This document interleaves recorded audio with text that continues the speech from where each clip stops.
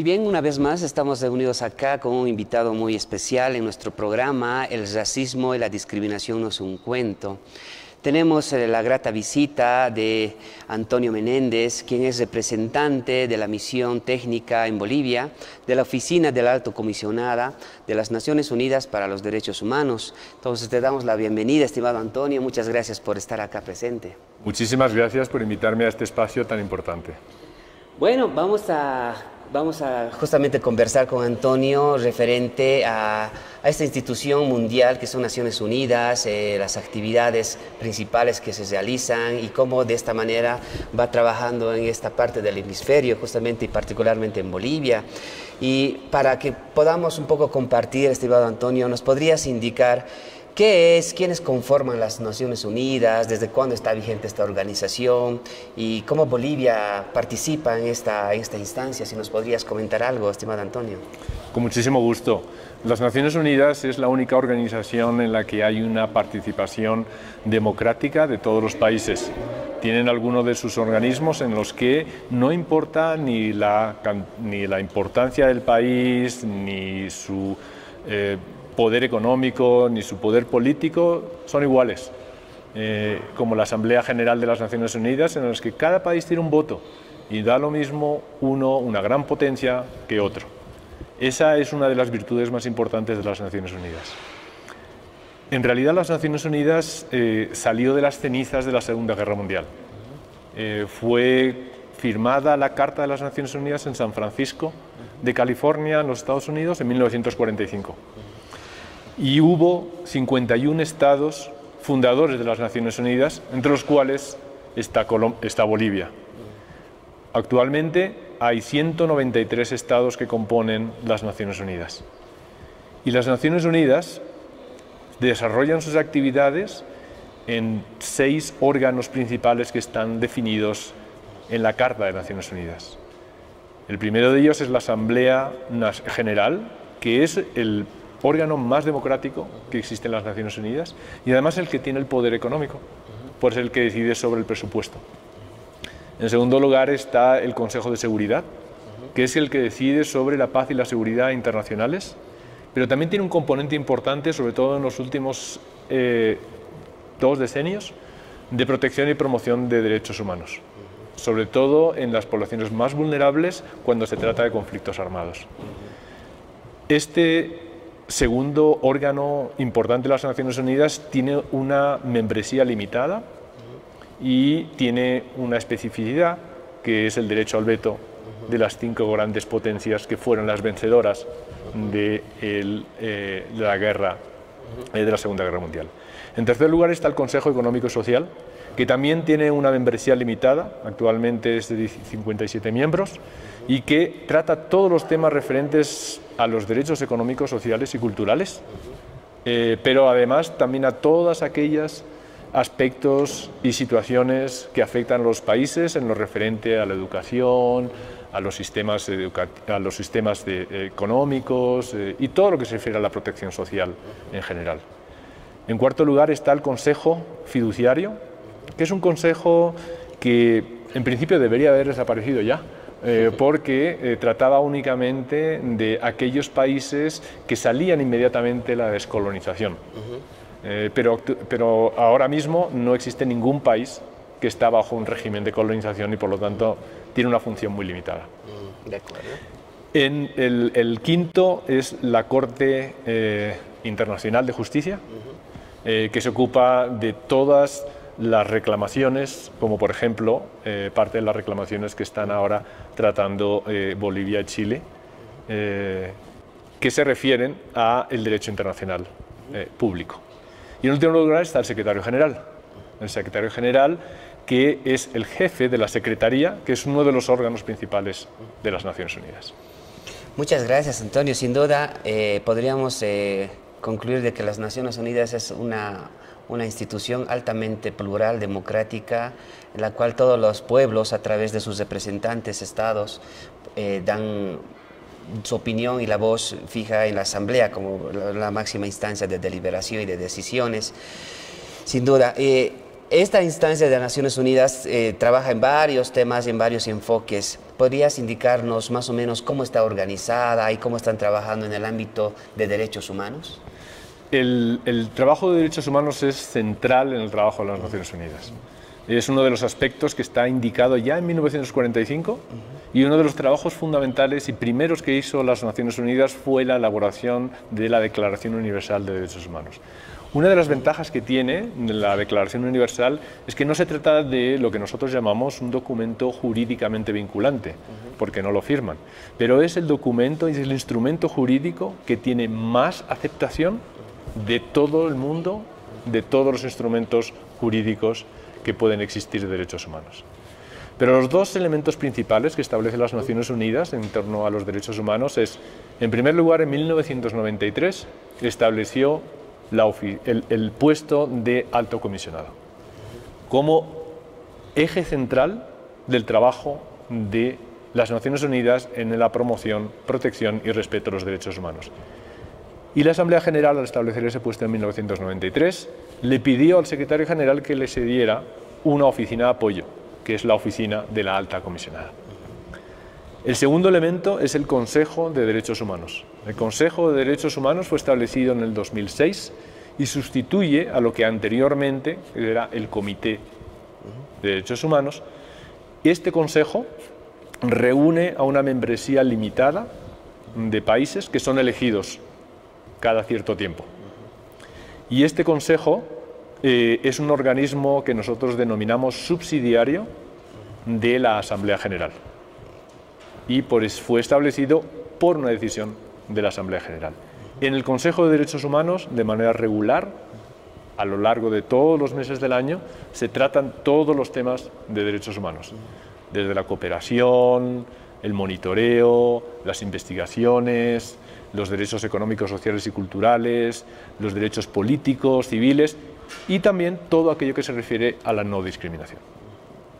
Excelente, 1993, son aproximadamente 30 años desde que ya se tiene una oficina especializada, podríamos decirlo, el alto comisionado junto con el Consejo de Derechos Humanos. ¿Cómo está organizado el alto comisionado? ¿Quién está dirigiéndolo actualmente? ¿Cómo tiene presencia regular en los países? ¿Nos podrías comentar un poco de su forma de trabajo y su organización? La alta comisionada actual es Michelle Bachelet, de nacionalidad chilena, que había sido también en su país natal presidenta del gobierno. Es curioso también porque los altos comisionados han sido fundamentalmente latinoamericanos. El primer alto comisionado fue Ayala Lasso, de Ecuador, en 1993. El segundo alto comisionado latinoamericano fue Sergio Vieira de Mello, hasta que murió en el atentado de Irak en el 2003. Yo lo recuerdo bien porque yo estuve ahí el día de la bomba que acabó con la vida de Sergio Vieira de Mello. Y la tercera persona que ha ocupado ese cargo es Michelle Bachelet. Es un cargo que se ocupa durante 4 años y que puede ser renovado. Ha sido renovado en ciertas ocasiones, en otras ocasiones no. La última vez que fue renovado fue la alta comisionada Navi Pillay, de nacionalidad sudafricana, cuyo mandato fue renovado por 2 años. Pero la oficina está organizada fundamentalmente en 4 pilares. Un primer pilar que se dedica al establecimiento y la formulación de estándares internacionales y de convenciones internacionales. Y esto se hace a través del trabajo que se realiza junto con el Consejo de Derechos Humanos, con lo que nosotros llamamos los órganos de tratados, que son los comités que vigilan la implementación de las obligaciones de los Estados en los órganos de tratados, en las convenciones internacionales, como por ejemplo es la Convención contra el Racismo y la No Discriminación o la Convención de los Derechos de la Niñez o de toda la lucha contra la discriminación contra las mujeres. En segundo lugar, están también todos los relatores especiales. Son aquellas personas independientes que tratan un tema o un país. Hay 43 relatores especiales sobre temas particulares, Uno de ellos también es contra la no discriminación y el racismo. Y hay, creo que son 19 relatores especiales que tratan la situación de un país en concreto. Al mismo tiempo, la oficina tiene presencia en los países directamente, como la presencia que tenemos nosotros aquí, y está presente en 96 países.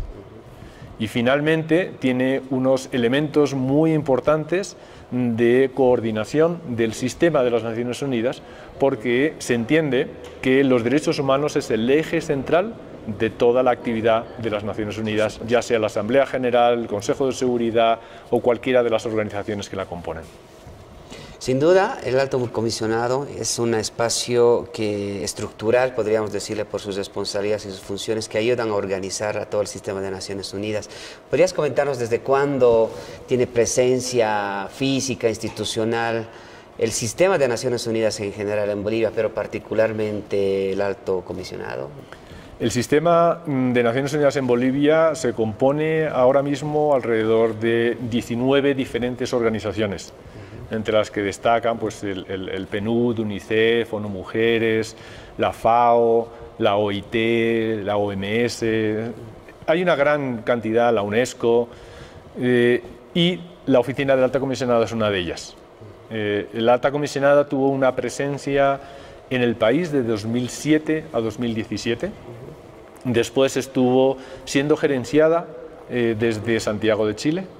Y luego, a partir de la crisis electoral, social y política de 2019, volvió a petición del gobierno para poder contribuir a una normalización democrática y avanzar la agenda de derechos humanos en general. Entonces, ¿están acá, podríamos decir que también por un tiempo ilimitado o cuál es la perspectiva de la continuidad de la representación de la misión técnica, en este caso, del Alto Comisionado acá en Bolivia? ¿Cuáles son las perspectivas de los próximos años? ¿Nos podrías comentar un poco las ideas que se tienen de trabajo a encaminarlas justamente en este nuevo ciclo, podríamos decir, de su presencia en Bolivia? La presencia de la oficina se acuerda con el gobierno a través de un intercambio de cartas. Y se hace normalmente cada año. Ese acuerdo, ese consenso se renueva de manera que se puedan avanzar todos los aspectos de la agenda de derechos humanos. Lo que es importante es que es un acuerdo con el gobierno para poder trabajar aspectos prioritarios. Aspectos prioritarios que en este caso, en 2022, incluyen la lucha contra el racismo y la no discriminación, los derechos de las víctimas de serias violaciones a los derechos humanos, la reforma de la justicia, la impunidad, la lucha contra la impunidad, el derecho de las personas más en una situación de mayor vulnerabilidad, como las que sufren discriminación, como las personas de diferente identidad de género o de diferente orientación sexual, niños, niñas, jóvenes, adolescentes, mujeres, pueblos indígenas, etcétera, periodistas.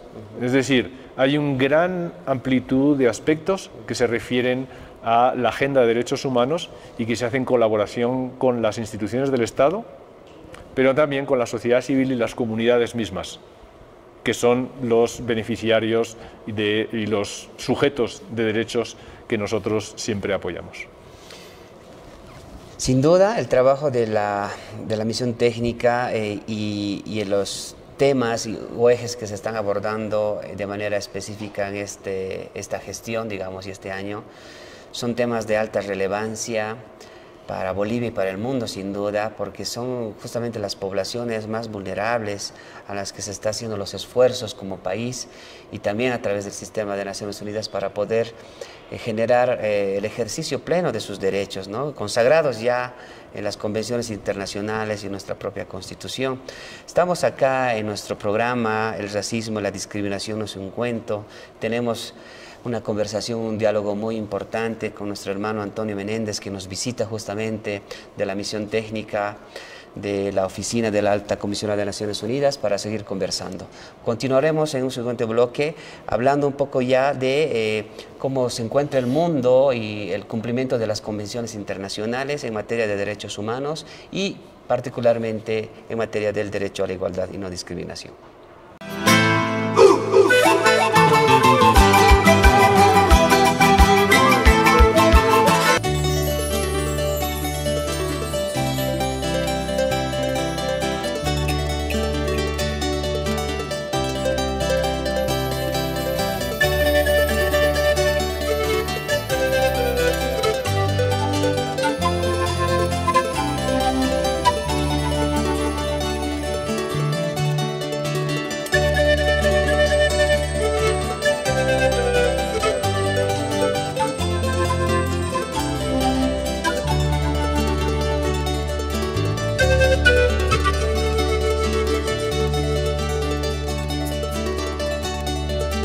Deja que la vida crezca con el sol de la mañana y despierte con un beso en tu mejilla.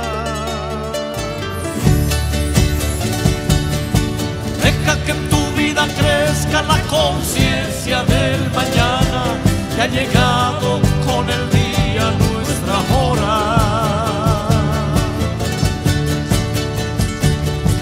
de tomar en nuestras manos los hilos de los destinos que cambian rumbos y cursos que sin ti se ven perdidos.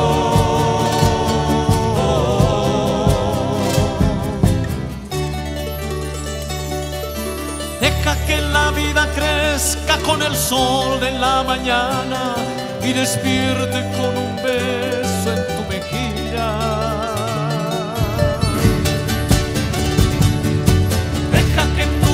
Crezca la conciencia del mañana, que ha llegado con el día nuestra hora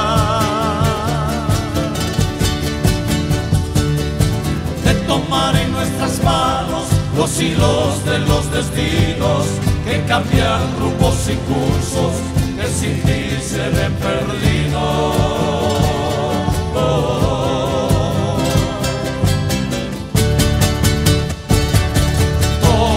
Los pueblos desde viejos tiempos viven buscando, soñando y luchando. Así mi pueblo ha vivido esperando, esperando, esperando, esperando.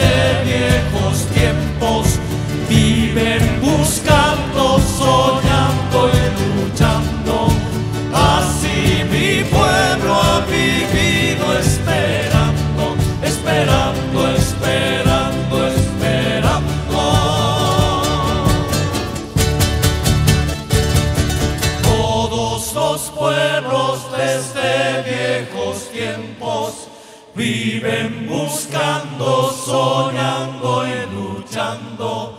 Así mi pueblo ha vivido esperando, esperando, esperando, esperando. Todos los pueblos desde viejos tiempos viven buscando, soñando y luchando. Así mi pueblo ha vivido esperando, esperando, esperando, esperando.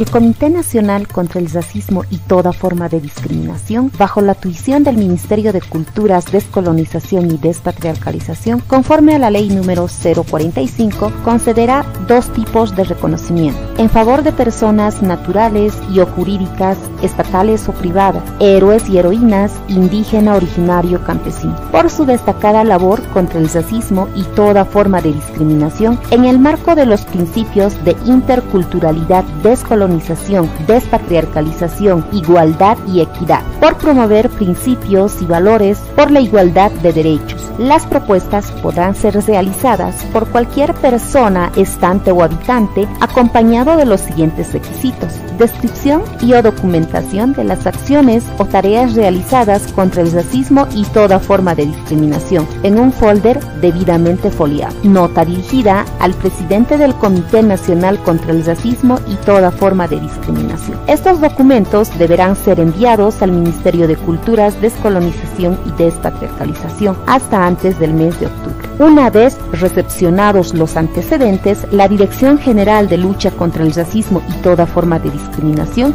revisará la documentación referida y en un máximo de 15 días se pronunciará con un informe. Aprobada la entrega del reconocimiento, la Presidencia del Comité Nacional contra el Racismo y toda forma de discriminación emitirá la resolución determinando la concesión del reconocimiento, que contempla una plaqueta en forma de cruz de Chacán, que deberá ser entregada cada año en el mes de octubre, en conmemoración a la vigencia de la Ley número 045, en un acto público.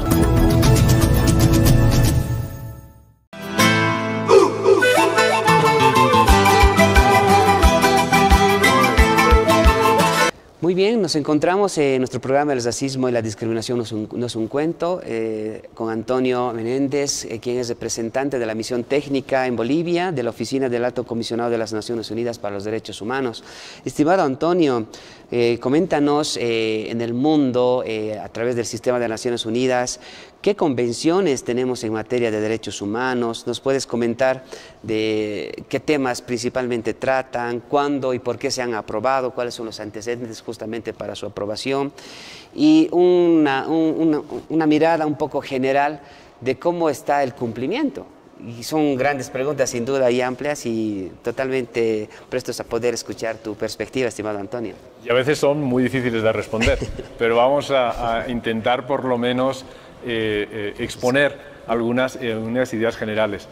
Es importante entender que todas las convenciones de derechos humanos están en el marco del derecho internacional. Entonces, el derecho internacional tiene varios pilares y el derecho de los derechos humanos es un pilar fundamental, que se aplica en toda situación y en todo contexto. Y eso es importante también porque a veces incluso pensamos que en determinadas situaciones, como por ejemplo una situación de conflicto armado, una situación de guerra, los derechos humanos se quedan un poquito aparte. Pero no, son parte integrante de cómo se debe encarar una situación incluso de guerra o de conflicto. A lo largo de la historia, las convenciones han sido fundamentales para estructurar los aspectos de derechos humanos del derecho internacional. Y empezaron casi en 1966 con la firma de lo que nosotros llamamos los pactos internacionales, que son los dos bloques más fundamentales, que son de los derechos económicos, sociales y culturales y los derechos civiles y políticos, y que son una consecuencia de la Declaración Universal de los Derechos Humanos.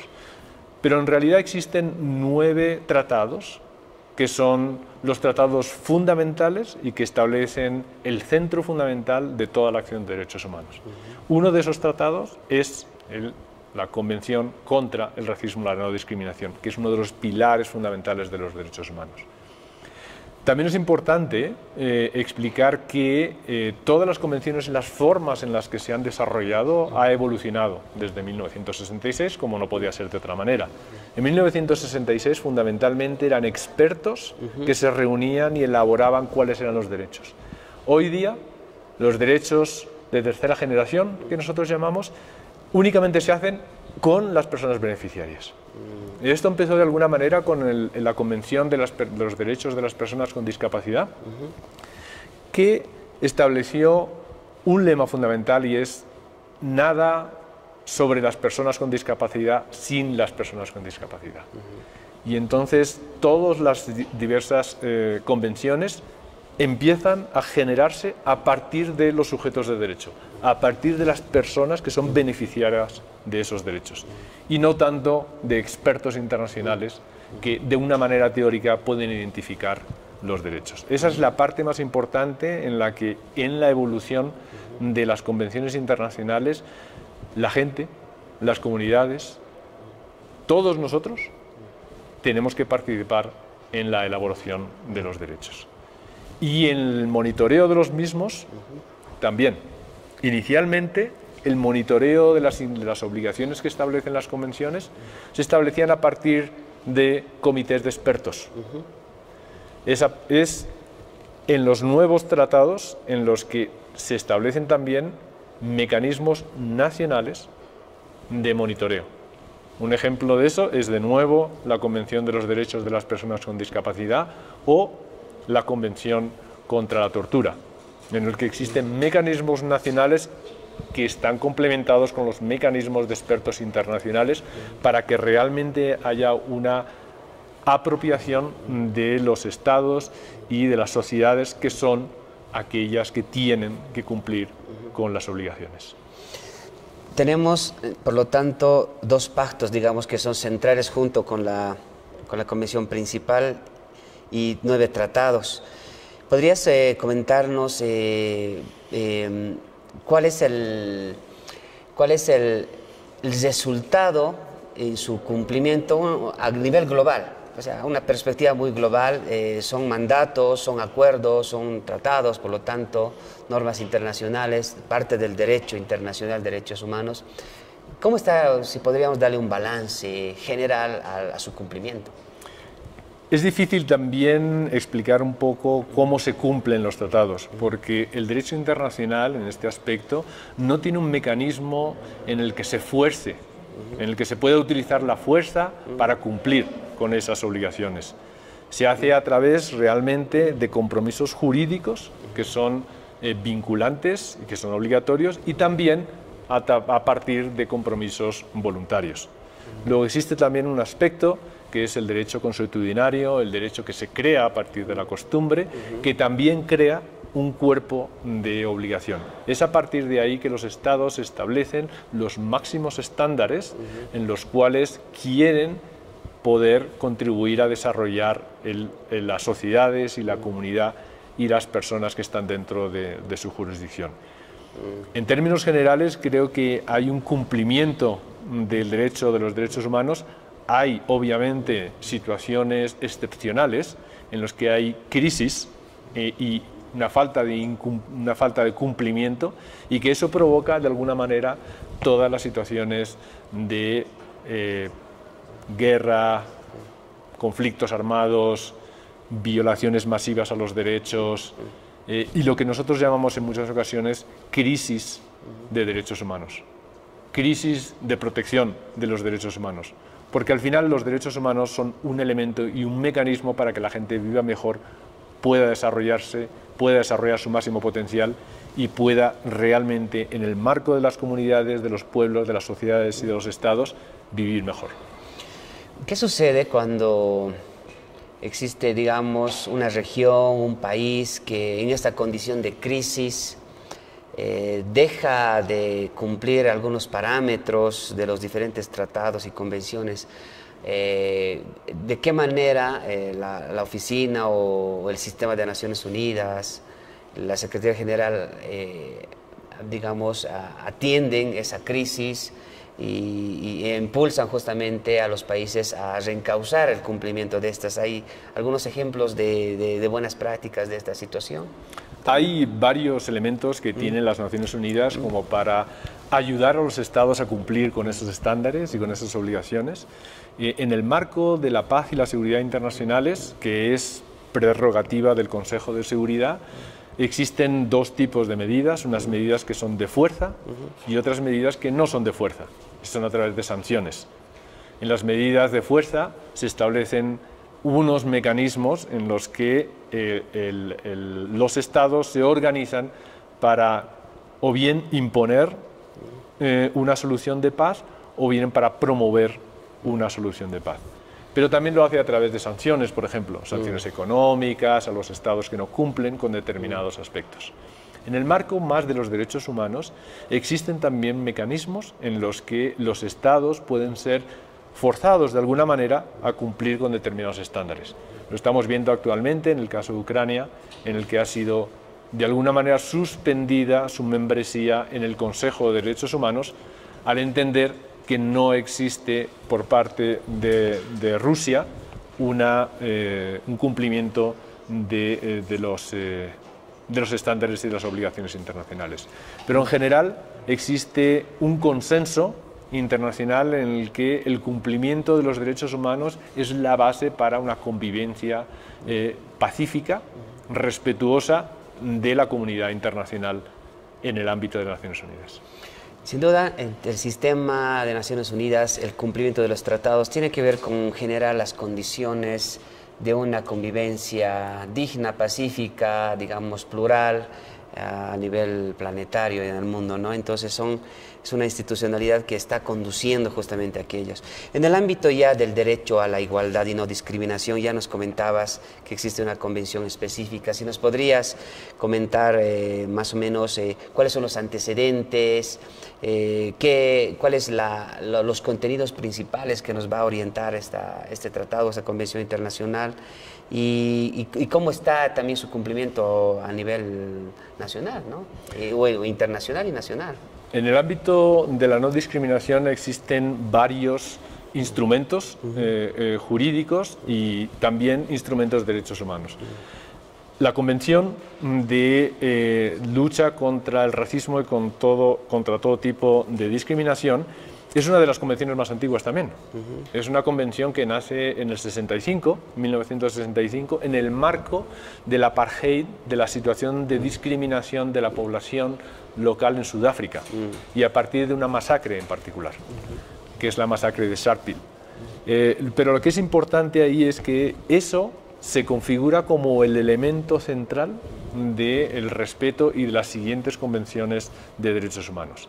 Además de esta convención, que es del año 65 y de la cual Bolivia es parte, existen también, en lo que antes llamábamos los mecanismos especiales, un mecanismo únicamente dedicado a promover la lucha contra el racismo y las medidas de prevención y de coordinación y de cooperación entre los estados contra la discriminación en cualquiera de sus formas.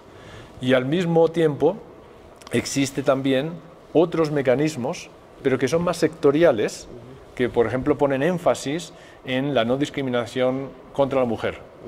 En este caso estamos hablando de la Convención CEDAW, o en la que se refiere a otras comunidades que sufren también esta discriminación, como por ejemplo por orientación sexual, por identidad de género, o incluso por otro tipo de situaciones, como por ejemplo el albinismo. Aquellas personas en África fundamentalmente, cuya piel es blanca por una falta de pigmentación y que normalmente pueden ser discriminados, o incluso personas que están afectadas por enfermedades como por ejemplo la lepra. Existe un mecanismo en el que se intenta evitar la discriminación contra ese tipo de personas. Esto simplemente para decir que si bien hay una convención en particular contra la discriminación y el racismo, es un elemento central que de alguna manera aplica a todos los instrumentos de derechos humanos. Entonces, podríamos indicar que el derecho a la igualdad y no discriminación es un elemento central de todos los tratados en materia de derechos humanos en general, pero que además tiene mecanismos de protección para poblaciones específicas, poblaciones en situación de alta vulnerabilidad, las cuales ya las has mencionado y podríamos seguir mencionando, como los afrobolivianos, afrodescendientes en el caso de Latinoamérica, América en general, y bueno, otras poblaciones que sin duda necesitan protecciones especiales y mecanismos, por lo tanto, de control. ¿Cómo está su cumplimiento en Latinoamérica, en Bolivia, de este conjunto de instrumentos internacionales en materia de derechos humanos y particularmente derecho a la igualdad? En muchas situaciones todavía existen situaciones de desigualdad, de falta de oportunidades, que es lo que realmente no da la posibilidad de que las comunidades y las personas individuales logren su máximo desarrollo y potencial. Entonces, en términos generales, existe todavía muchísimos desafíos y dificultades para que ese principio de igualdad sea plenamente respetado.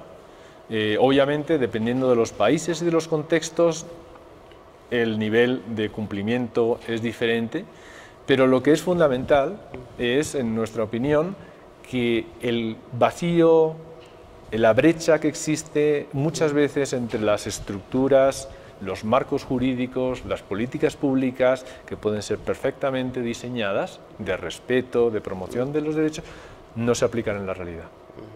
Entonces, por eso es tan importante conocer bien la realidad, tener una perspectiva a nivel comunitario de cómo las personas, las comunidades sienten y perciben que la igualdad y la igualdad de oportunidades se lleva a cabo para poder poner los remedios.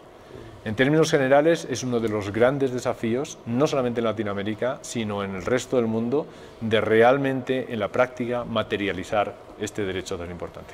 Podríamos concluir entonces en este primer bloque, este segundo bloque, que el derecho a la igualdad sin duda está consagrado en varios instrumentos internacionales, pero que tenemos todavía muchos desafíos en Bolivia, en Latinoamérica y en el mundo en general para lograr concretar una igualdad real para toda la población. Continuamos enseguida con nuestro programa El racismo y la discriminación no es un cuento.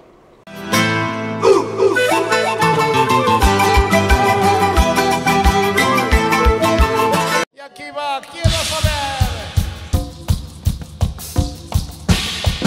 Ahora les invitamos a saltar ahí en casita, todos de pie. ¡Hey, hey, hey, hey! Que parezca fiesta.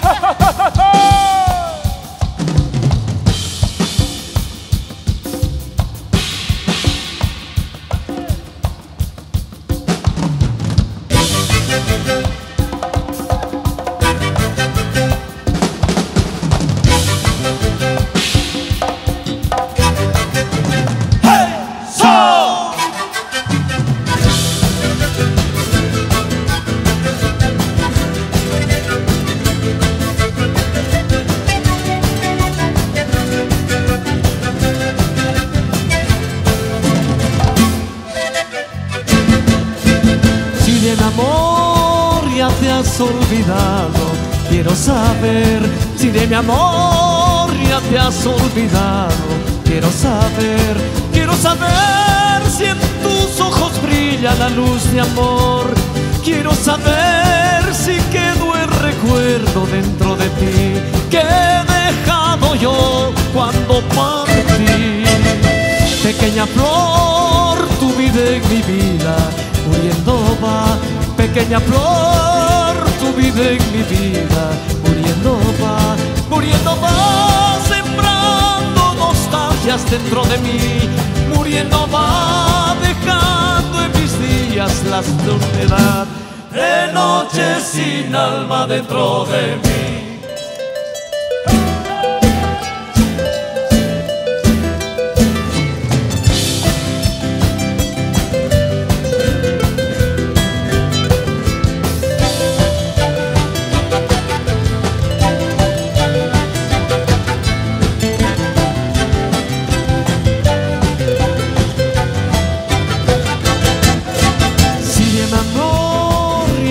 Olvidado, quiero saber si de mi amor ya te has olvidado.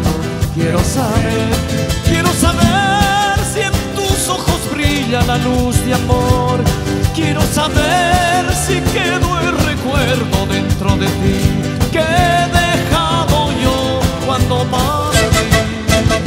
Pequeña flor, tu vida en mi vida muriendo va. Pequeña flor, tu vida en mi vida muriendo va, sembrando nostalgias dentro de mí, muriendo va, dejando en mis días la soledad de noche sin alma dentro de ti.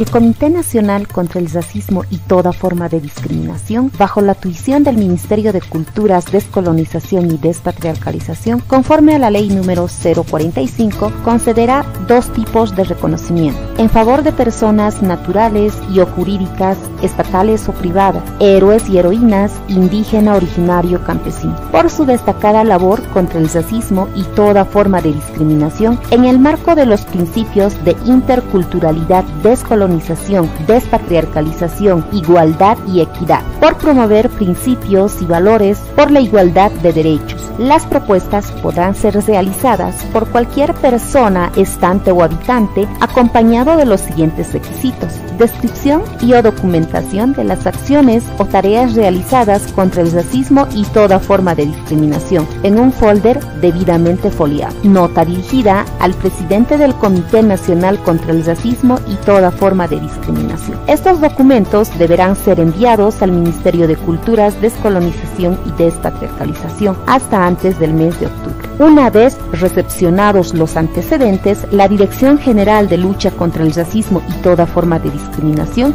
revisará la documentación referida y en un máximo de 15 días se pronunciará con un informe. Aprobada la entrega del reconocimiento, la Presidencia del Comité Nacional contra el Racismo y toda forma de discriminación emitirá la resolución determinando la concesión del reconocimiento, que contempla una plaqueta en forma de cruz de Chacán, que deberá ser entregada cada año en el mes de octubre, en conmemoración a la vigencia de la Ley número 045, en un acto público.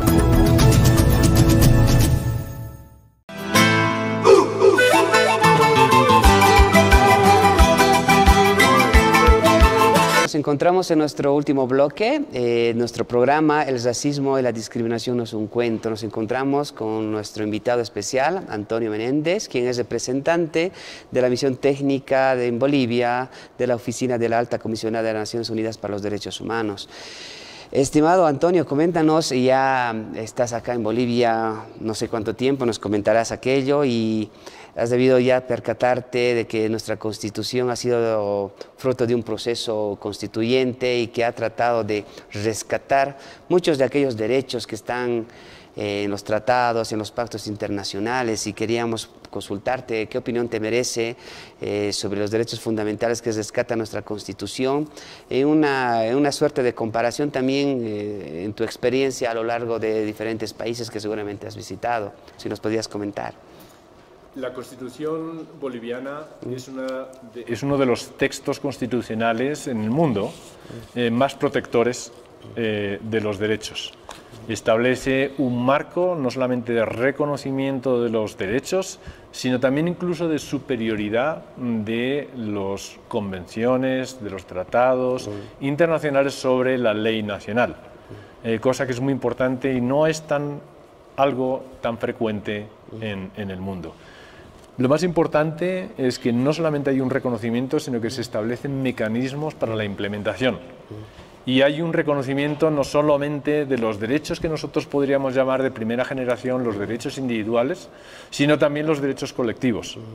Incluso se hace también un adelanto en el reconocimiento de los derechos de lo que antes consideramos como eran sujetos inanimados, como los animales, la tierra, la naturaleza, etc.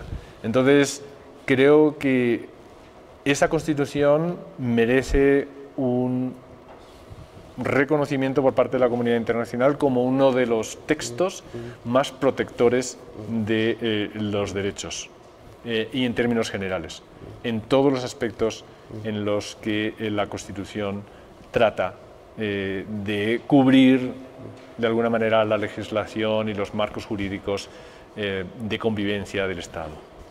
Sin duda, debemos resaltar además que la Constitución ha sido fruto de un proceso altamente participativo, ¿no? A diferencia de otras constituciones que han sido elaboradas también por grupos más reducidos, de representantes, de expertos, y muestra justamente ese sentimiento de tratar de generar un proyecto de país, un proyecto de sociedad en el cual existan derechos fundamentales para cada uno de los bolivianos, los estantes, los visitantes, pero también dos elementos que rescatabas, estimado Antonio, que nos parece fundamental resaltarlos, que tiene que ver con los derechos colectivos a las naciones y pueblos indígenas y colectividades, poblaciones específicas en general, pero también lo que nosotros llamamos en Bolivia a la madre tierra, a la Pachamama, a la naturaleza, digamos, ¿no? Que sin duda es una parte central de nuestra Constitución con esta filosofía del vivir bien, porque solo podemos estar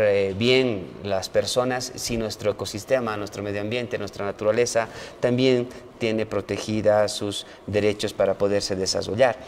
En esta perspectiva, justamente en la Constitución, en la parte del preámbulo, hace una narración de este texto, de cómo nace, cómo se establece, y hay un elemento en el cual establece de que el racismo y la discriminación no han sido parte justamente de la ancestralidad, sino son aspectos que las hemos conocido en épocas históricas, particularmente en la época, digamos, colonial, digamos, ¿no? Que son pensamientos que nos han generado sistemas de dominación educativos, culturales, etcétera.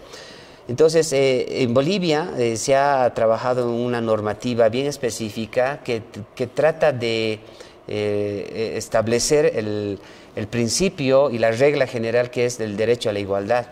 Nos referimos a la Ley 45 contra el racismo y toda forma de discriminación, que reivindica justamente esta disposición que ya es universal en varios tratados internacionales, ¿no? De que todos tenemos la misma dignidad en nuestra condición única de seres humanos. Entonces, ¿qué opinas sobre esta legislación, estimado Antonio, de la Ley 45? Bueno, en primer lugar, creo que es interesante resaltar lo que mencionas en cuanto al proceso constituyente, porque el derecho a la participación en la elaboración de políticas públicas y de marcos jurídicos es un derecho esencial. Y además es un derecho que se ha ido creando y se ha conseguido a partir de la lucha, a partir de la contribución de cada una de las personas que nosotros consideramos como sujetos de derecho. El segundo punto importante es que el tema o los desafíos a la igualdad y a la no discriminación existen en todo el mundo. Existen en todas las culturas y se basa fundamentalmente en la falta de equilibrio de poder, en el que hay unas personas, unos colectivos que piensan que son superiores a los demás y que pueden imponer sus opiniones, sus formas de pensar, etc. Y eso se ve claramente en el caso de los desafíos que tenemos en cuanto al racismo u otras formas de discriminación, en el que unas personas piensan que son superiores a los demás. Ese es precisamente lo que intenta evitar la legislación como la Ley 045.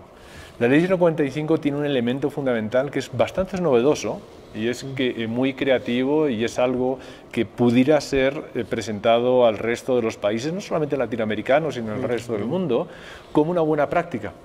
Y es la conformación de un Comité Nacional contra el Racismo y toda forma de discriminación, que no solamente tiene observando la situación de manera sectorial, sino que interconecta todas las instituciones del Estado, de manera que es una aproximación consistente y coherente del Estado en su totalidad hacia la lucha, que es una lucha permanente, y hay que estar continuamente alerta para evitar que malas prácticas, situaciones individuales, pero también situaciones colectivas, puedan afectar a este derecho fundamental, que es lo que se basa realmente la convivencia pacífica en un Estado. Sin duda son elementos fundamentales. Debemos resaltar que las culturas, los pueblos, las naciones, las mismas personas somos diferentes, ¿no? Tenemos diferentes ideologías, perspectivas, filosofías, idiomas, tenemos una multiplicidad de diferencias y esa es la riqueza justamente de la pluralidad que tenemos en el mundo. Bolivia, uno de ellos, con varios idiomas, igual que muchos países en el mundo, sin duda, pero eso no significa que unos están por encima de otros, y ese es justamente el mensaje que nos da Antonio con todos los tratados, y que Bolivia está enfocada justamente a través de su Constitución y la ley.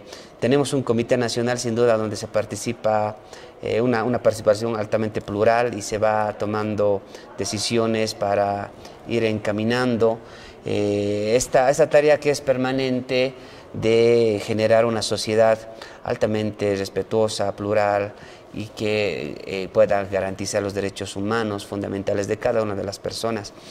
En la labor ya específica, estimado Antonio, incluso podrías comentar cuál es la agenda de trabajo para esta gestión, para el futuro inmediato. ¿Qué tienen para ahora, ya para ir un poco cerrando nuestro programa?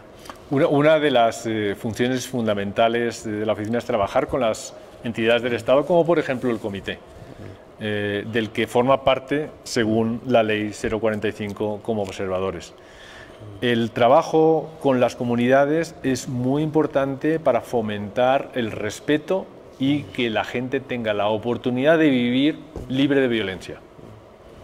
La violencia contra la mujer, los feminicidios que nosotros estamos observando, la violencia contra los niños, las niñas, la violencia contra determinados colectivos, como por ejemplo las personas que se encuentran privadas de la libertad o cualquier otro tipo de discriminación, es fundamental en el trabajo de la misión técnica.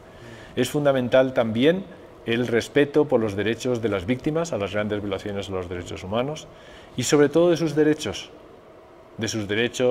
a la verdad, de sus derechos a la justicia y de sus derechos a la reparación.